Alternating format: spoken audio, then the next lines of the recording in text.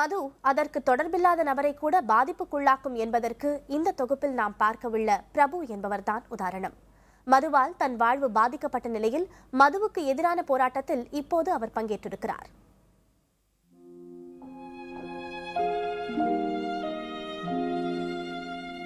சக்கர நாற்காலியில் வலம் வந்து கொண்டிருக்கும் இவர் ஒரு காலத்தில் குத்துச்சண்டை வீரராக 2 தங்கப் பதக்கங்களை வென்றிருக்கிறார். மதுவிற்கு எதிரான போர்க்கொடியை உயர்த்தியிருக்கும் பிரபு பிறவியிலிருந்து மாற்றுத்திறனாளி அல்ல. 34 வயதாகும் இவர் தனது 21 வயதில் இடுப்பிற்கு கீழ் செயல்பாட்டை இழந்திருக்கிறார். எதனால் என்று கேட்டபோது கனத்த குரலோடு கூறுகிறார் மது என்று.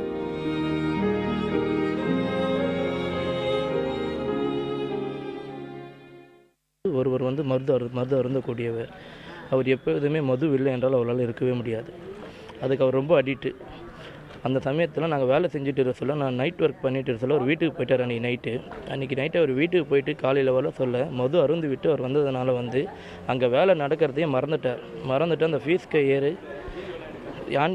மெயின் ஆன் பண்ணி மேலே வரும்போது நான் எலக்ட்ரிக்கல் ஒர்க் பண்ணிவிட்டு அந்த ஒயரில் கை வச்சுட்டு சொல்ல கரண்ட்டில் பட்டு 5வது மாடியிலேருந்து தவறி கீழே விழுந்ததுனால எனக்கு இடுப்பு எலும்பு முறிந்து விட்டது. எலக்ட்ரீஷியனாக பணிபுரிந்த தன்னால் இப்போது எந்த பணிக்கும் செல்ல முடியாத நிலைக்கு மதுவால் தள்ளப்பட்டிருப்பதாக வருந்துகிறார் இவர். பிறவி ஊனம் அல்லாமல் பல்வேறு விபத்துகளால் எண்ணற்றோர் மாற்றுத்திறனாளி ஆகிறார்கள் என்பதை ஆமோதிக்கிறார் முதுகுத்தண்டு நிபுணர் நளினி யுவராஜ் அவர்கள்.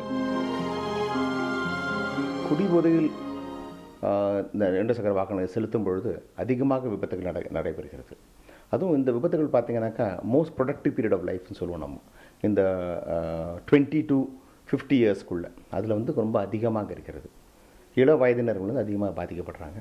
ஆனால் இதனால் ஏற்படக்கூடிய டிசபிலிட்டி, அந்த ஊனங்கள் கிட்டத்தட்ட 15% இருக்குது அடிப்படை காயப்படுறவங்களும். மதுவினால் தான் கெடுவது மட்டுமின்றி சுற்றி இருப்பவர்களும் பாதிப்புக்குள்ளாகிறார்கள் என்பதற்கு சான்றாகிவிட்டார் பிரபு. குத்துச்சண்டை வீரராக இருந்த பிரபுவின் ஆடுகளம் மதுவிற்கு எதிரான போராட்ட களமாக மாறியிருக்கிறது.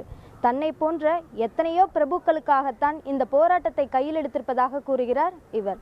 புதிய தலைமுறைக்காக ஒளிப்பதிவாளர் மதுசூதனனுடன் அபிநயா.